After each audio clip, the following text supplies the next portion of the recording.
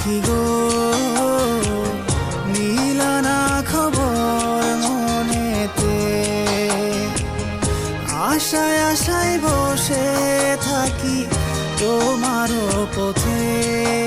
সখী গো